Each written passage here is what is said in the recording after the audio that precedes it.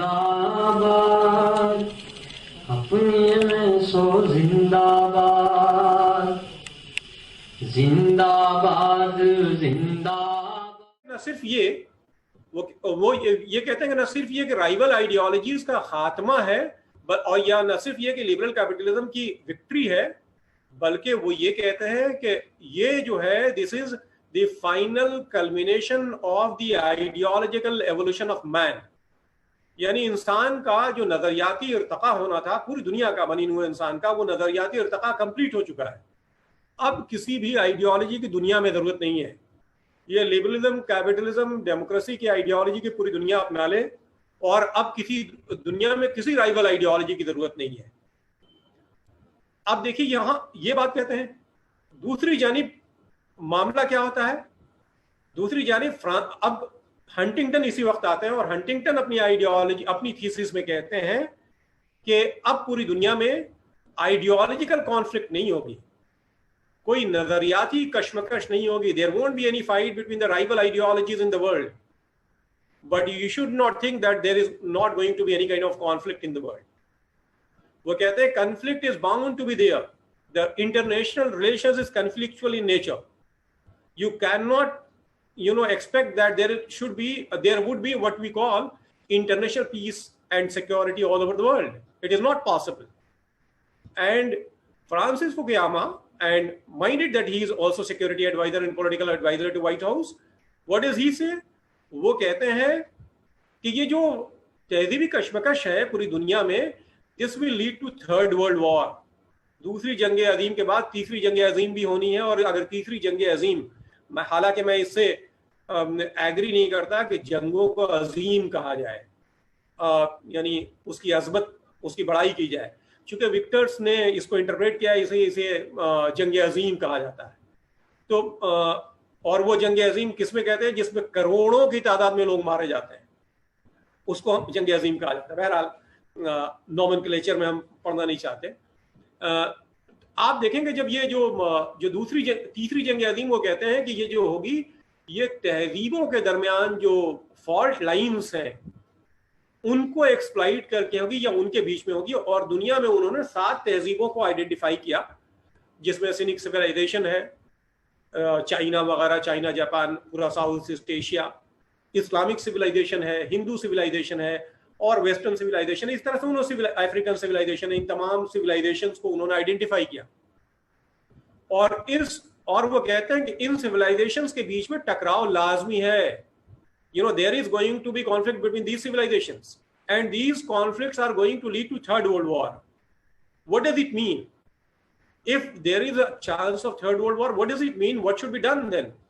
And he said that the most likely conflict is going to be between the Western civilization and the Islamic civilization, because of history, because of the difference and divergence of approaches. Islamic civilization और Western civilization के बीच में वो कहता है कि टकराव के ज्यादा चांसेस हैं, इसलिए अगर फॉल्ट लाइंस तलाश करेंगे दोनों के बीच में, तो कौन सी नजर आएगी सबसे ज्यादा जो इंटेंस, अगर कोई कॉन्फ्लिक्ट की सूरत पैदा हो सकती है, तो वो इस्लामिक सिविलाइजेशन और मगरिबी तहजीब के बीच में हो सकती है। अब वो क्या कहता है वेस्टर्न सिविलाइजेशन के बीच में, if the foreigners are feeling uncomfortable, they can kindly write. I don't know how many foreigners have joined, so I can quickly switch over to English as well. Or I will request the organizer to organize one webinar exclusively for those who can understand English only. My compulsion is that I have to switch over to Urdu as well, because there are many people who are coming from madrasas. There are many people who are coming from different background who cannot understand English. So this is the problem. अब जब आप देखेंगे ये सूरत हाल जब पैदा होती है, Huntington अपनी किताब, इसी किताब में वो 2-3 कोट्स हैं जो मैं आपके सामने रखता हूं। उस किताब में हंटिंगटन क्या कहते हैं कि there can be no true friends without true enemies. वो कहते हैं कि हकीकी दुश्मन के बगैर हकीकी दोस्त नहीं हो सकते।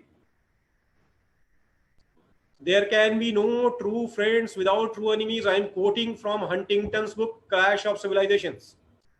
अब वो फिर कहते हैं आगे अपनी इसी किताब में, वो एक डेड लगून नावल से कोट करते हुए कहते हैं कि you cannot love what you are unless you hate what you are not. यानी आप अपने आप को उस वक्त तक प्यार नहीं कर सकते अपने कल्चर से, अपनी तहजीब से, अपने मजहब से, अपनी सकाफत से, अपनी जबान से, अपने तौर तरीकों से, जब तक आप दूसरों की तहजीब और सकाफत से नफरत ना करें। ये एक प्रिस्क्रिप्शन है, ये एक नुस्खा दिया जा रहा है। तो पहली बात, there can be no true friends without true enemies. और दूसरी बात, वो कह रहे हैं कि you can not love what you are unless you hate what you are not. अब देखिए, यहां से आपको तलाश करना है ये ओरिजिन इस्लामोफोबिया का। 1945 में आप जानते हैं कि सेकेंड वर्ल्ड वॉर, जिसे सो कॉल्ड दूसरी जंग अजीम का खात्मा होता है, और उसके फौरन बाद सर्द जंग या कोल्ड वॉर का आगाज हो जाता है। ये कोल्ड वॉर या सर्द जंग किसके बीच में होती है? आप जानते हैं कि एक तरफ कैपिटलिस्ट आइडियोलॉजी होती है, यानी सरमायादाराना निज़ाम होता है, कैपिटलिस्ट आइडियोलॉजी होती है, और जिसकी क़यादत अमेरिका कर रहा होता है, जिसके साथ फ्रांस, बरतानिया और बाकी वेस्टर्न पावर्स होते हैं। दूसरी जानिब एक आइडियोलॉजी होती है जिसे हम मार्क्सिज्म, कम्युनिज्म, सोशलिज्म कहते हैं, इश्तराकियत कहते हैं, मार्क्सियत कहते हैं, और जिसकी क़यादत सोवियत यूनियन कर रहा होता है। वर्ल्ड जो होता है वो बाईपोलर होता है, या दो कुतबी निज़ाम दुनिया में कायम रहता है।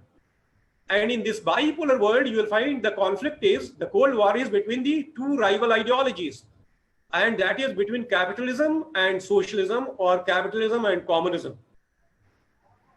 Or you will find that America has spent a lot of money, billions of dollars, from 1945 to 1990, and the billions of dollars were spent to contain communism.